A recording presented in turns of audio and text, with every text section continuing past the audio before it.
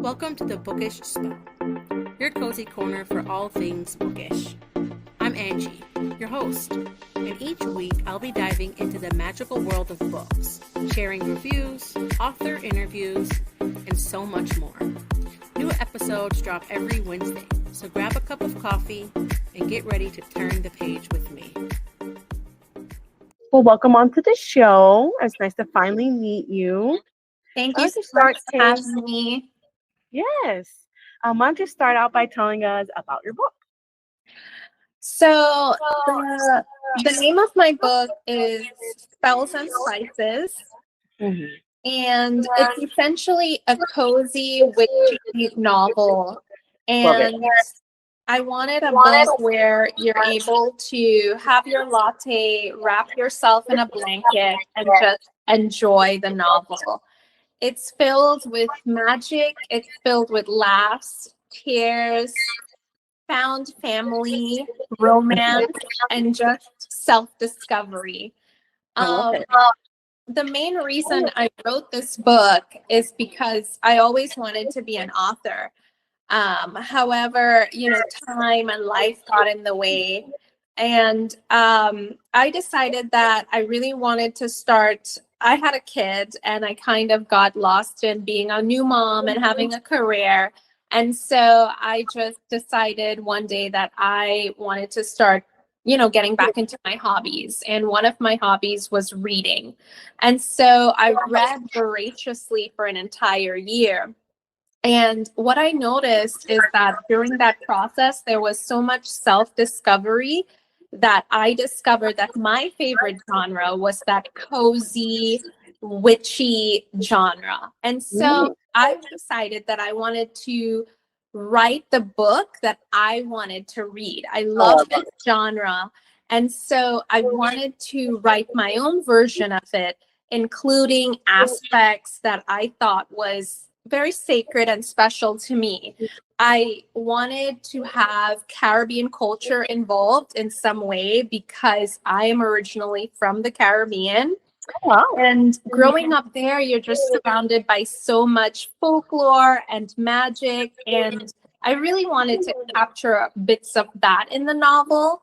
And of course, I wanted a diverse cast of characters. I wanted anybody of any skin tone or eye color to pick it up and find that, hey, I look like this witch, And so I really got all those concepts. I knew my genre, and then I guess I just needed to figure out my different concepts that I was very passionate about. And so that's when I got everything down on paper and I started writing this novel. And then this novel more or less started to walk and run on its own on the pages.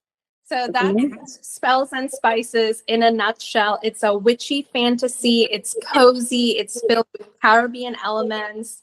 And there are moments that you're going to laugh out loud. There's moments you're going to cry and be very hurt and disappointed by some characters, characters that you grow to love. And then you're like, oh, you did that? And then there's going to be that romance. And of course, I didn't want the typical romance. I wanted a romance. There were initially two love interests. And she goes with the one, she didn't go with cute and fuzzy. She went with jagged edges, but good on the inside. Oh, we love that. A lot of my readers have reached out to me and they're like, oh, we really like Colin for her. We don't know if we like her with Alexander, but as the writer, I wanted her to be with Alexander. And so I wrote that. Not all the time your love interest is going to be cute and cuddly and have all. I wanted it to mimic reality, that nobody's perfect and that you have to really look at all the qualities of a person and appreciate them as they come, So that's Spells and Spices in a nutshell. Plus, there are actual recipes included. I love it. We need to talk about the book cover, I think, because your book cover is gorgeous. Thank you so much. It is gorgeous. and like the title of your book, like grabbed my attention. Yeah. Because my day job, I actually do tarot readings. Okay. So like the whole like your genre, this really kind of spoke to me. That is my day job. That's actually been my only job ever. Oh, I've never wow. been doing anything else up That's until amazing. now. Yeah, up until now, like doing these bookish type content. So that's like it hit really close to home. So I'm really excited. I haven't got around to reading your book. I will. I tend to be a little bit on the slower side when it comes to reading. Yeah. I do have a small business and I'm home running it with my two children. So Right. try to read as much as I can. I love reading, but sometimes time doesn't allow it. But I just want to tell you how beautiful the book cover is. And it's just, I'm so excited to start it. There was actually a story behind the book Oh, cover. yeah? I have it here. Beautiful. So I am a naturally super busy person. I'm a mom. I have a career in microbiology and infection control. You know, it gets so crazy. But I really wanted to carve out that time to write this novel. So I really wanted to be passionate about every aspect of the book. And I told my cover designer, I wanted her to create something that represented the book as well as my personality, as well as the female male main character's personality. And I feel like she gave me two different cover designs. And this is the one I went with because I felt like the color, the vibrancy, the fun, I felt like all that really encapsulated the female main character and also bits of my own personality. Anybody that knows me would look at that book cover and be like, that's you. You I know? love it. It's beautiful. It really is.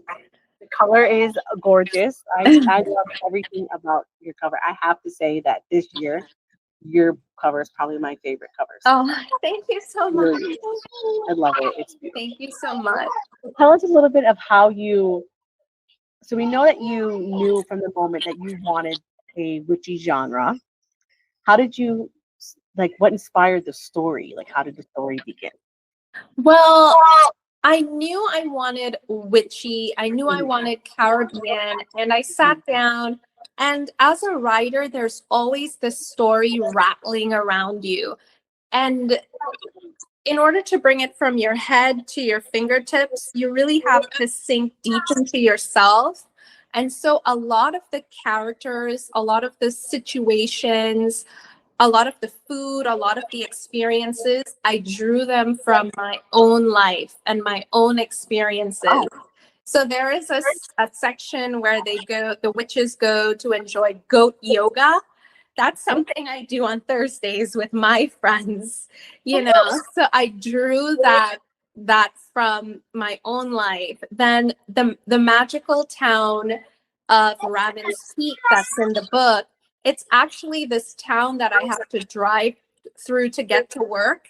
And it's such a joy driving through that little town because it's so beautiful. It's like this little town lost in this forest. There's so much greenery. The gardens are so beautiful all year round. It's like these beautiful homes just hidden behind the trees, and there's plants everywhere. It's so green. It's just a beautiful drive. And the word magical always pops into my head as I drive along that street to get to work. And so Raven's Peak is actually created out of that inspiration. Oh, that's amazing. Yeah. And then the love interest in the book. So the female main character, she's from the Caribbean, like me. And the male, her love interest, he's Polish, Eastern European descent.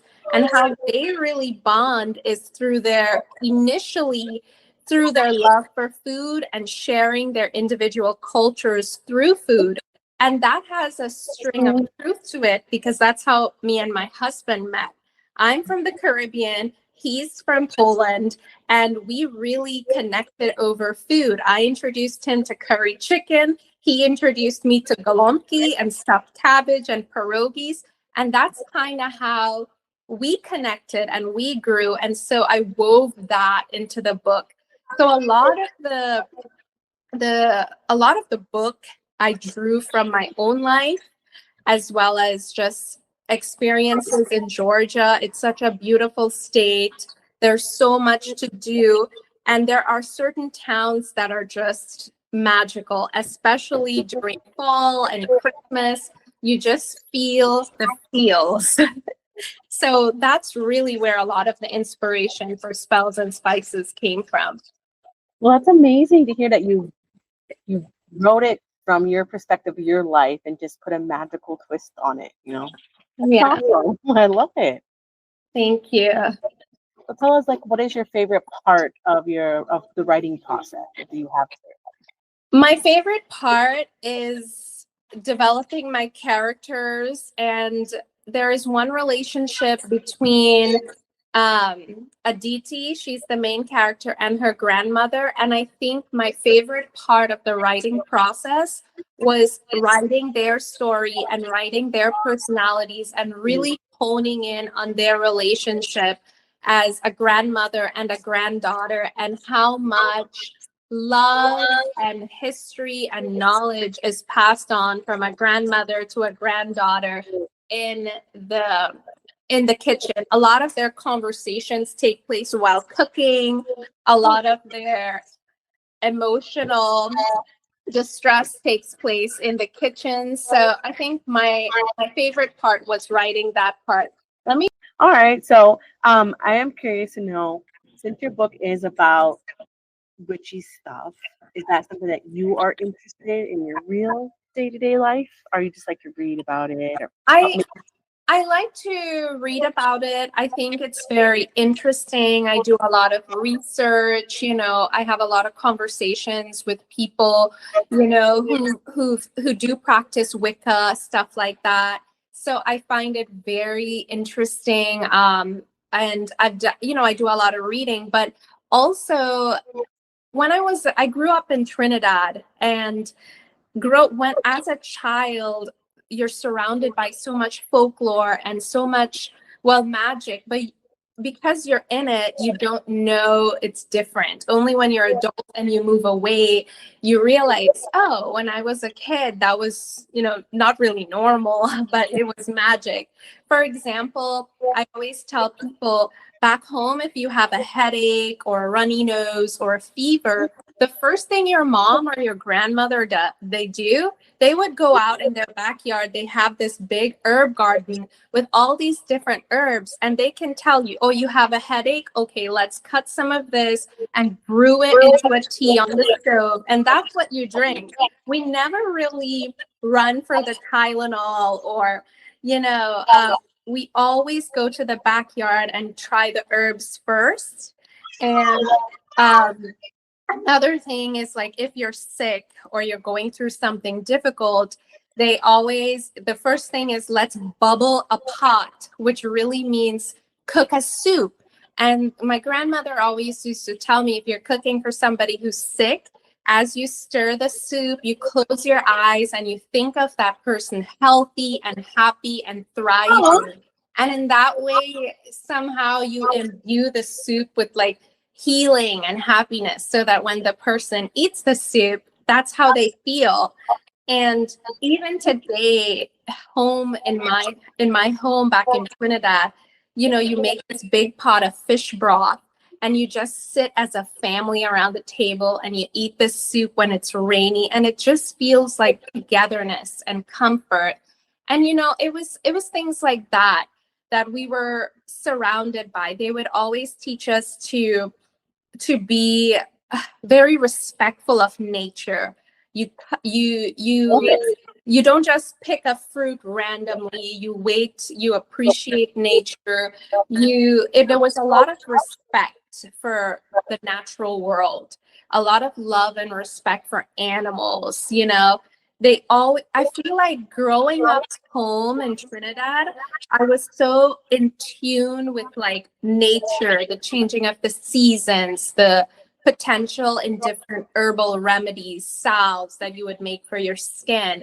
It was just, now that I look back, I always tell people I grew up surrounded by this magic. We didn't use the words magic or witchcraft but you were surrounded by it. You know, you grew up in it. You grew up with a lot of things that not necessarily are normal, you know. So that's kind of what I wanted in the book, because also in Trinidad there's something called bush medicine. It's like when you're sick, you go to this old lady and she has all this like knowledge about the body and the herbs, and the first thing she's like, you need some fever grass and you need to tie it in a knot and boil it on the stove and make a tea, you know? So it was stuff like that. We never used that word green witchery, but it's like you grew up in it and you didn't even know. So I use that as an inspiration in the book as well. I love that.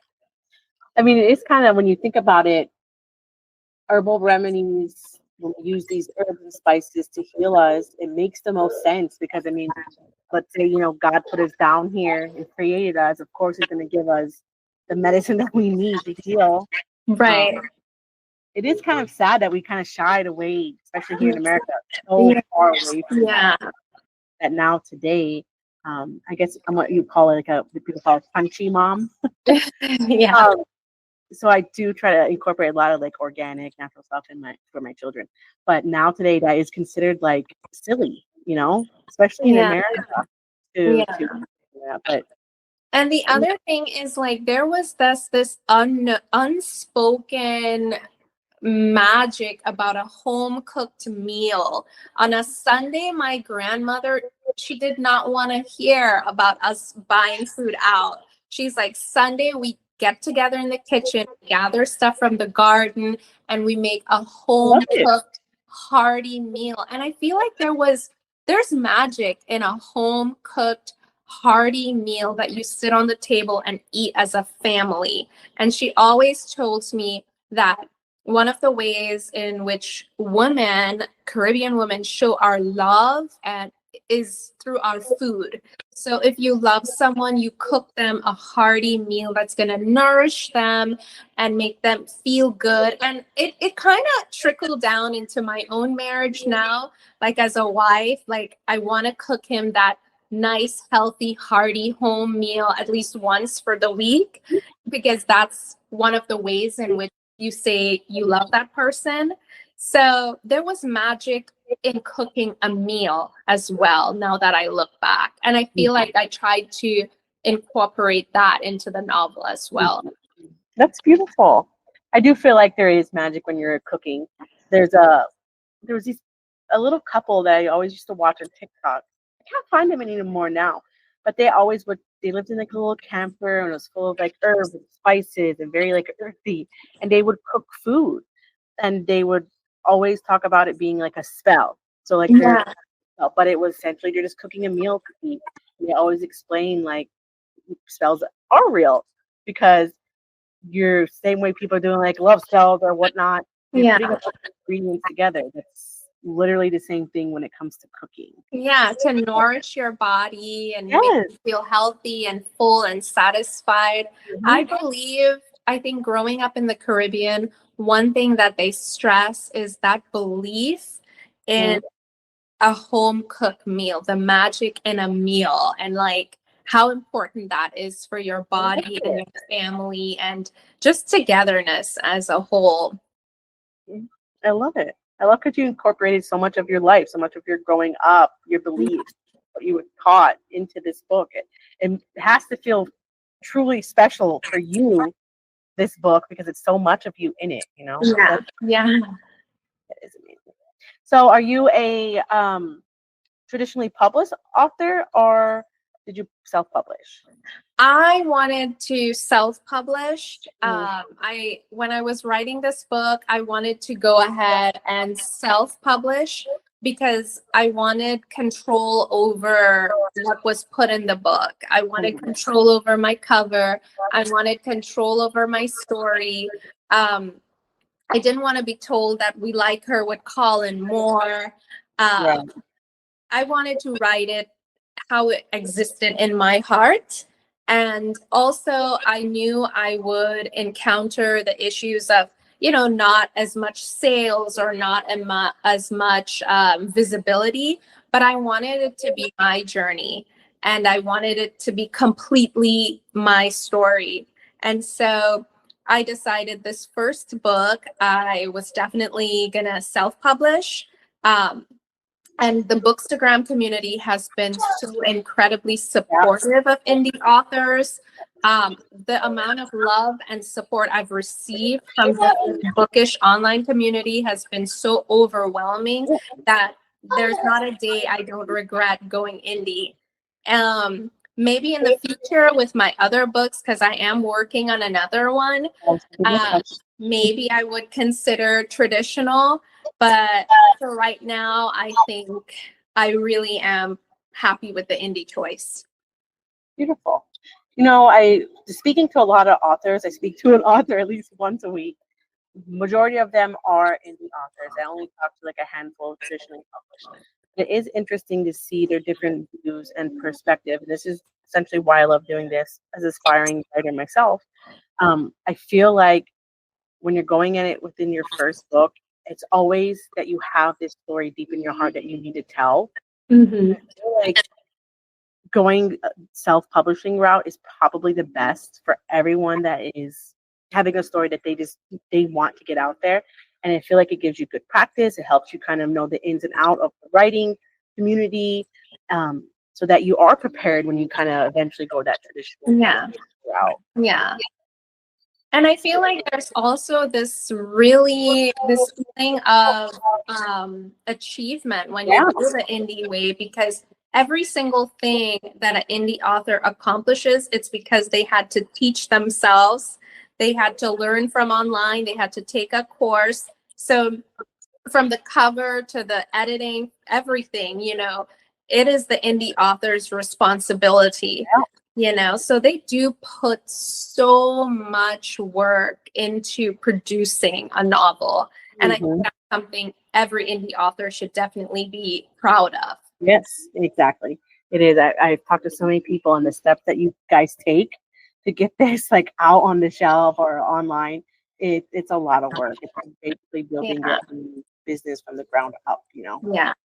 And I feel like it's so important. Like, I know like some people in the past have read like posts, etc., where people prefer to read traditional authors instead of indie authors because they don't think the indie books are as good. I don't know where that notion came from, but I was reading, like when I was trying to decide whether to go traditional or indie, and I realized that some of my favorite books this year came from indie authors, and there's some books that were so raved about. And when I read them, I mean, I was a little, So I feel like I wanted to be in that group of people that are still emerging and trying to climb their way out and like show that we are authors too. Just because we went indie and self-published, that doesn't mean we're not as good as a traditional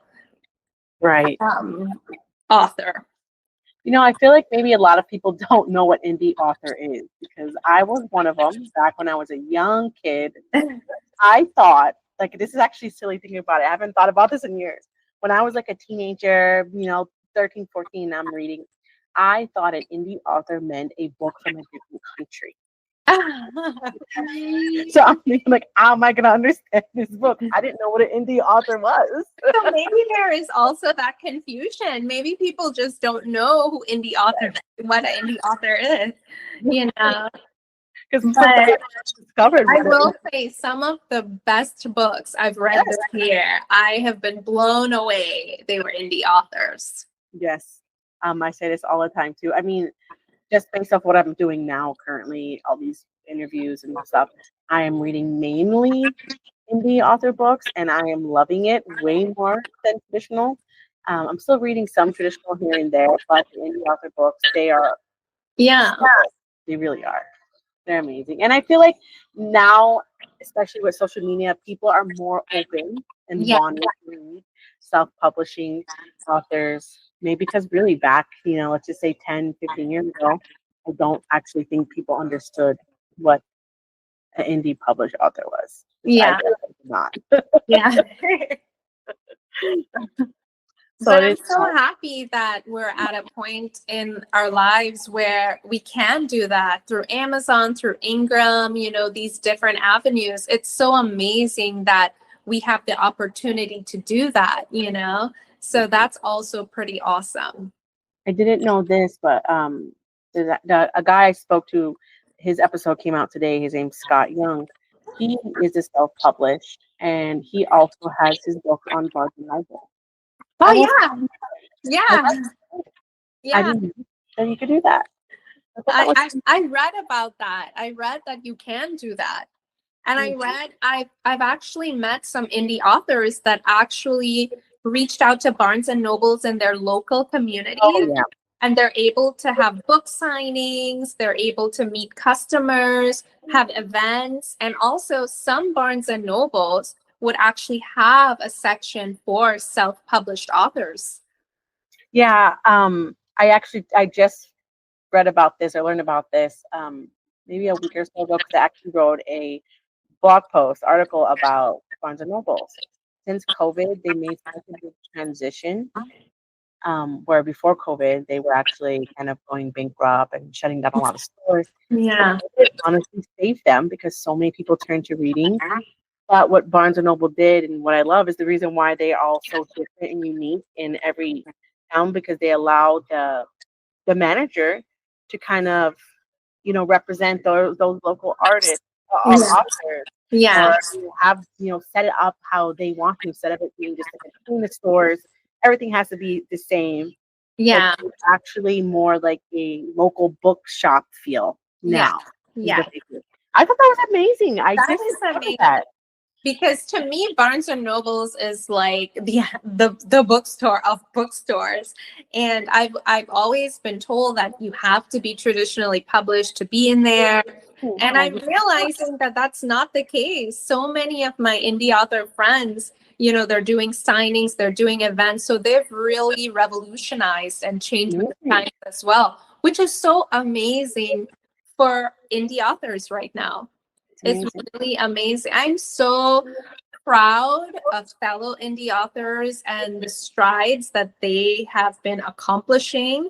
And I always love to shout them out on social media. I learn so much. And the other thing about that I've noticed, they are so helpful to they call us baby authors. Oh, really? We just came out with our books. We don't know. And they always, so I've reached out to 3 or 4 different people. They're always so willing to share information, to help you, to repost your books. So it's just such a positive community. I'm really appreciative of it. They are. I've noticed that the authors within the writers community are pretty amazing. They're so helpful for one another. It really is nice. Yeah. What are some books that you said you enjoyed this year? I'm curious to know. Well, one book that I really enjoyed this year, it's called Lily's Bakery. And basically, Lily's Creek's Bakery. And basically, it's by an author called B.A. Frank. She's amazing. She's in Georgia. And Georgia, we've met in person. And what I really loved about her, I knew I was going to love her book the minute I opened it. And each chapter starts with a different baked good. And her magic is magical realism in baking and finding yourself and family letting you down and developing found family. It's a very well written book. It makes you want to curl up and enjoy all the feels. And if you're not a baker, like I'm definitely not a baker, you can go out and want to try some of her baked goods. And just the book was phenomenal. The author is she's so amazing. She's so friendly. She's also somebody who helps you out a lot when you have questions as a fellow indie author. I've also, another book that really, I would say, inspired Spells and Spices. I read, this is a traditionally published book.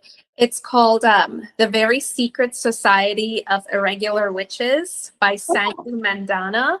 And I picked that, I can't remember if I picked it up at Barnes and Noble's just because the cover was so interesting. But when I read that book, I was so blown away. It was such a beautifully written book. And what I loved, it was the first witchy book that I had picked up where there was such a diverse cast of characters. And I love that. I love that, you know, being of Indian descent and having an Indian witch in there. It was just, it meant a lot to me. And I felt very inspired by her book. And of course, one of my favorite authors is Juno Dawson. I would read anything she writes. She writes a lot of witchy books, and I really enjoyed that as well. So it's been a combination of witchy, cozy books all year for me. Although now it's December, I'm probably going to head into all the Christmas novels now. Do you have any? Do you have like a list of what you want to read for December?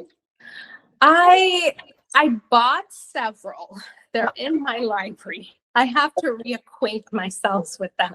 But there is one. It's entitled, I believe, The Christmas Witch or The Yuletide Witch. I believe it's a self-published author as well. But she talks about Christmas time and Christmas celebrations from a witch's perspective, and how a lot of the traditions that we label as Christmas really is founded in religion, in Wicca, in different I would say witchcraft, you know. And I thought that was pretty interesting. I remember why I picked it up is that I think I read a comment or something where she said, while you're putting up your Christmas tree this year, know that it's a witchy activity or something like that. The basis of putting up your Christmas tree actually has roots in Yule and different religions across Europe. So I think that's really piqued my interest, and I wanted to read that as well.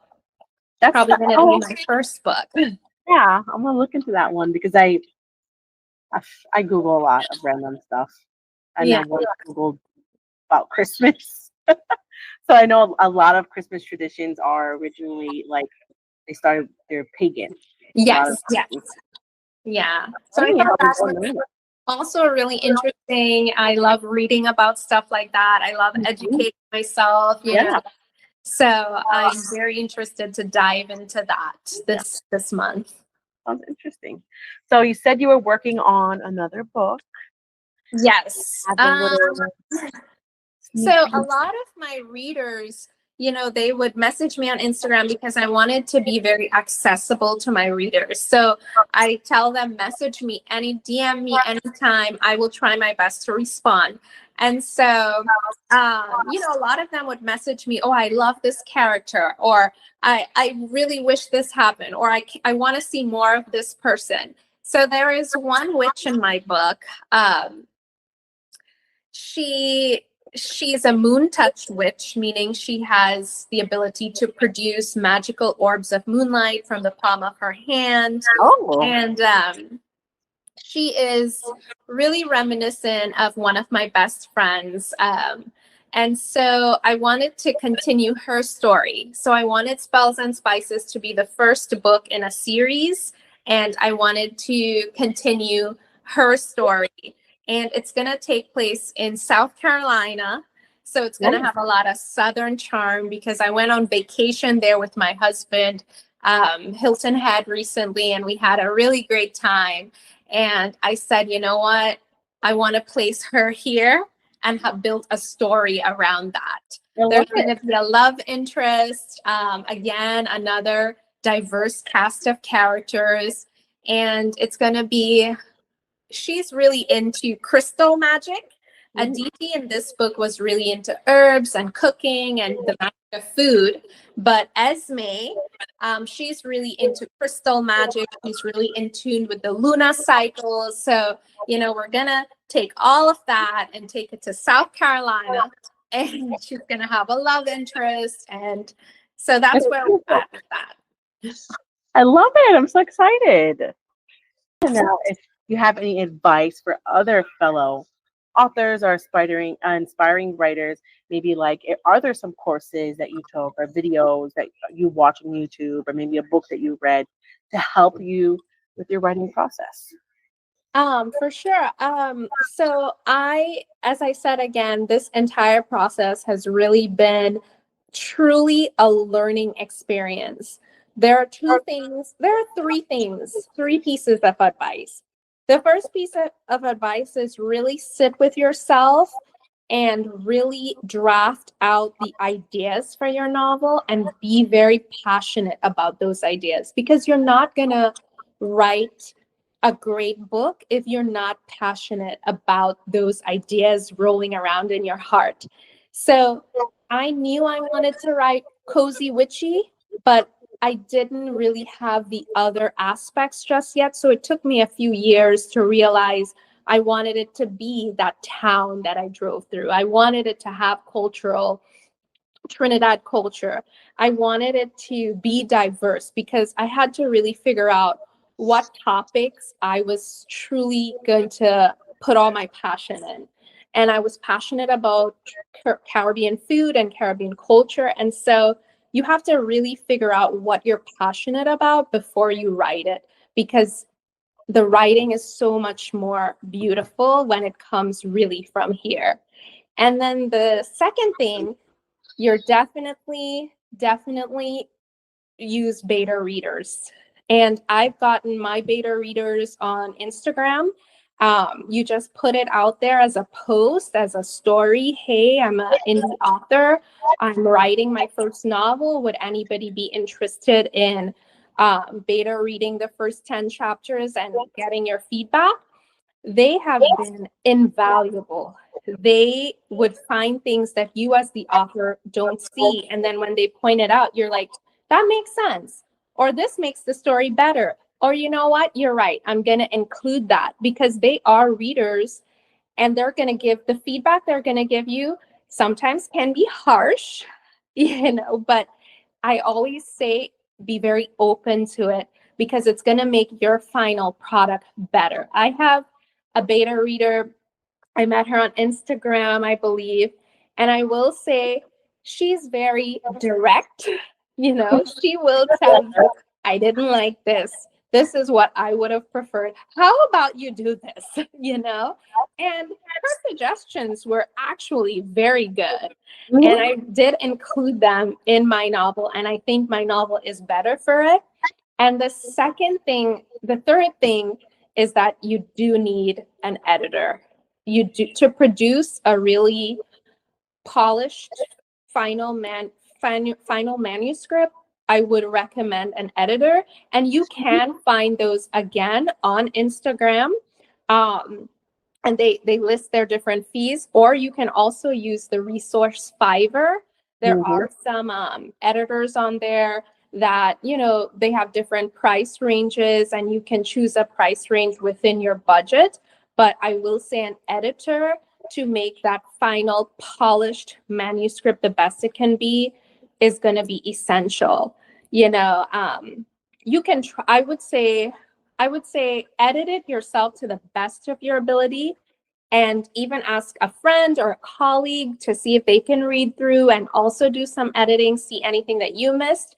And after yourself and after your colleague, the third person should be a professional editor. And you can find those on Bookstagram, or you can find those on Fiverr, or you can hire, like, if you have, the funds, you can really hire from one of those professional companies out there. But an editor makes a difference, because you want to produce a really polished final manuscript. Yeah. Very good advice. I feel like it's pretty interesting with the beta readers and taking their advice, because you're getting feedback from a reader and this is what they're reading versus like, let's say we go back to the traditional published route. And those people that work within that field, they're looking at your book from what's going to sell Yeah. versus readers are showing you like, hey, this is what we want to read. Yeah. And then what I like about why I chose to get my beta readers from Bookstagram and not Fiverr is because Fiverr, you do have to pay them, right? Yeah. But the Bookstagram people, you're not paying them. So it's not like they feel obligated to give you a good review or to give you a good feedback. They're very honest. You never paid them anything, you know? So they are not really obligated to you. They are actual readers, and this would be their honest thoughts if they picked up your book. For example, a child was born in my book, and I called her Dawn, meaning the beginning, new beginnings. I wanted the baby to represent a new beginning. And my beta reader, she made a very good point. She said throughout the novel, you used Indo-Caribbean names. And this daughter, I think it would be more fitting if you used an Indo-Caribbean name, Aroshi, which also means dawn, the bringer of beginnings, stuff like that. And you know what? I sat there and I said, that is a beautiful name, very original, very beautiful, Aroshi. And honestly, I liked her point. So I changed the baby from Dawn to Aroshi, you know? I can only imagine these beta readers who made these suggestions and you put them in your book and they're like, oh, now your book is out and published. Reading it like, I made that suggestion. Yeah. And, you know, I think she was one of my favorite beta readers. Like sometimes when I got her feedback, I was like, you know, but she was one of my favorite readers because her honesty was so real, you know. She told me, Kristen, I think this character is very dramatic. And if she was a real person standing next to me, I would probably want to fall over. And I said, you know what? She is very dramatic. You are right. She is quite dramatic. Maybe I can tone her down because if she's going to be my male character, I don't want my readers to be like, oh God, she's so dramatic, you know? I wanted her to be dramatic, but not too much, you know? So I had to tone her down a bit. You know, after I read through the manuscript, I'm like, you know what? She's right. So the beta readers play such a crucial role. That's amazing. That's good advice. I feel other listeners would really like to hear that. That is really good advice. All right, so I want to ask you a few questions that are non-related to your writing process. Little get to know the author section. So one of my questions is if you have any hobbies or interests outside of writing. I do enjoy cooking. I love to cook. I love to try recipes from different cultures and cuisines and see if I can do it. And I think the kitchen is my safe space. I love cooking. I don't like doing the dishes. So my husband and I have a pact. I can cook, he'll do the dishes. Oh, nice. So he eats, you know. So he does the dishes. And also I love being out in nature. I love a good nature walk. I mean, during the summer when the temperatures were better and not like freezing right now, we would go waterfall chasing throughout Georgia, Alabama, Tennessee. And I think I just love the outdoors. I love hiking, nature walks.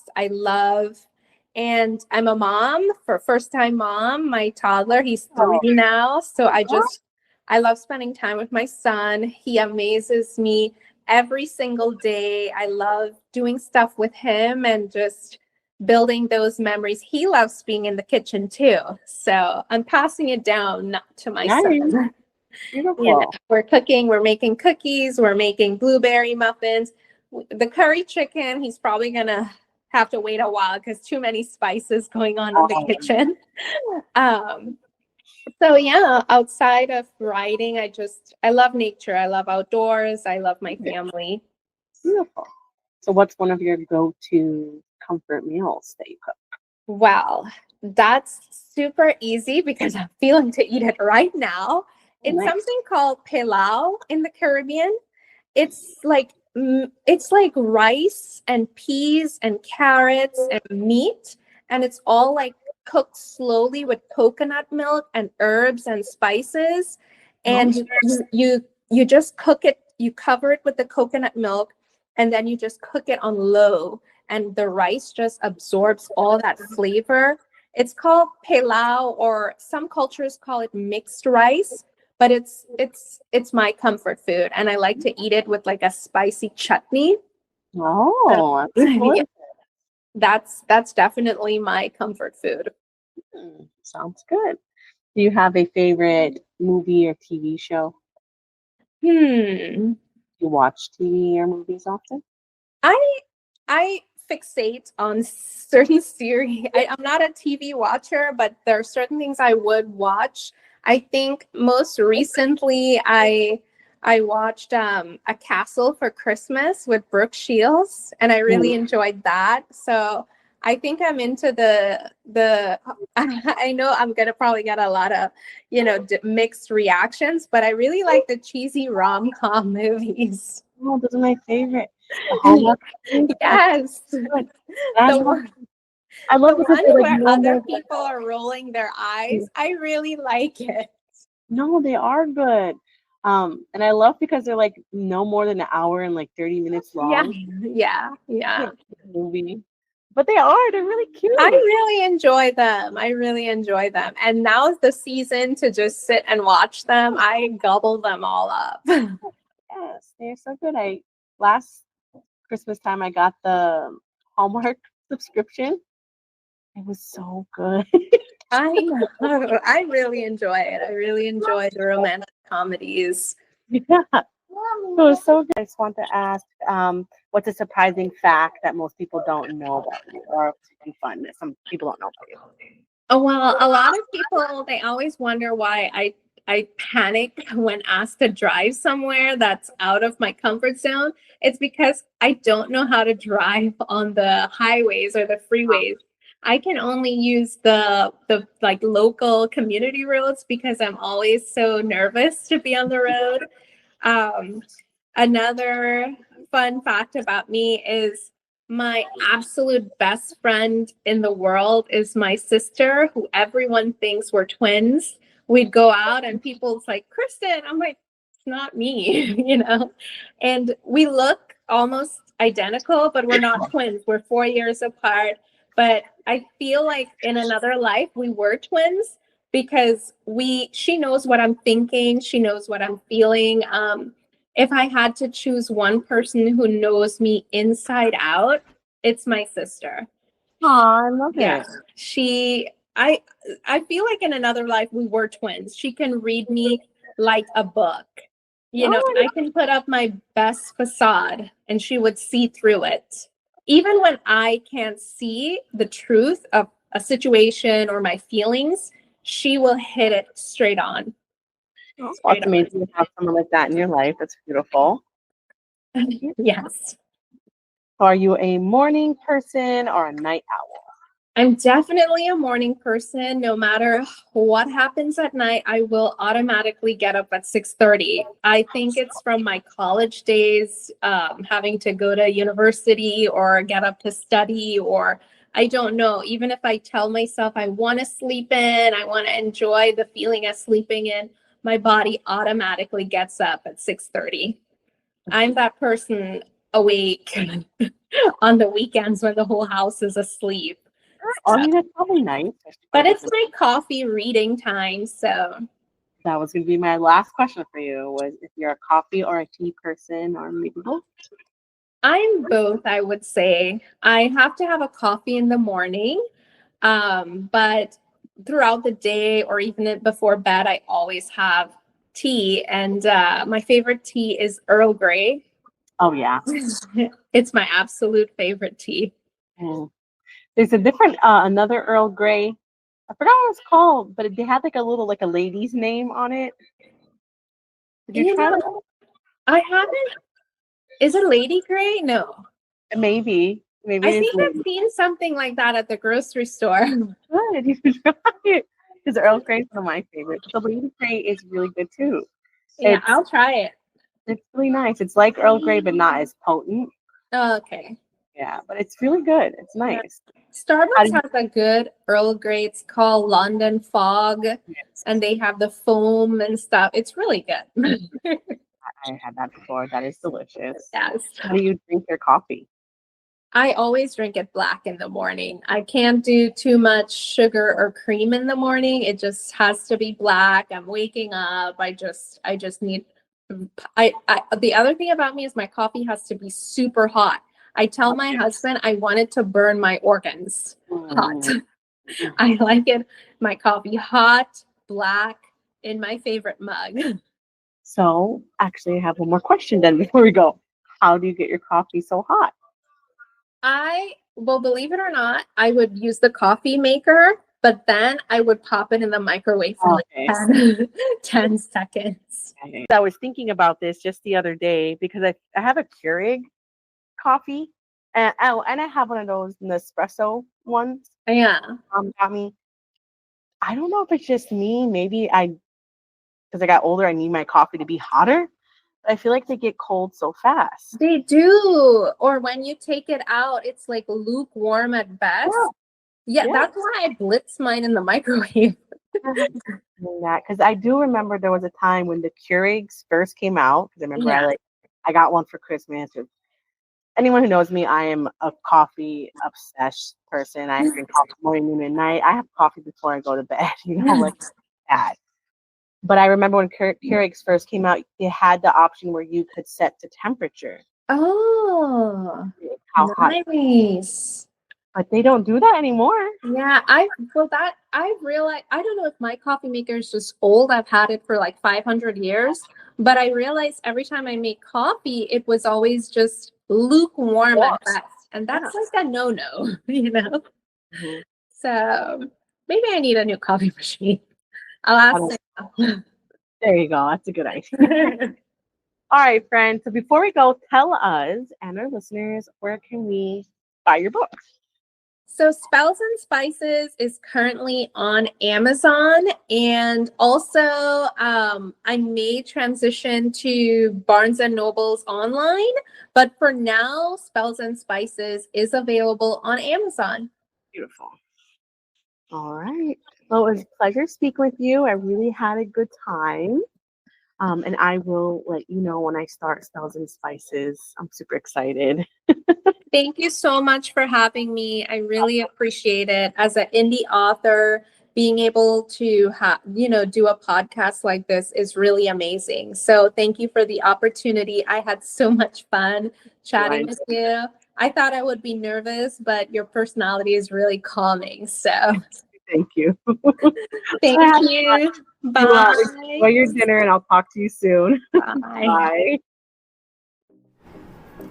Thank you so much for tuning in to this week's episode of the Bookish Spell. I hope you enjoyed our magical bookish journey together. Don't forget to subscribe so you never miss an episode. And feel free to leave a review. It really helps. I'll be back next Wednesday with more enchanting stories and author insights. Until next time, keep the magic alive in your hearts and on your bookshelves.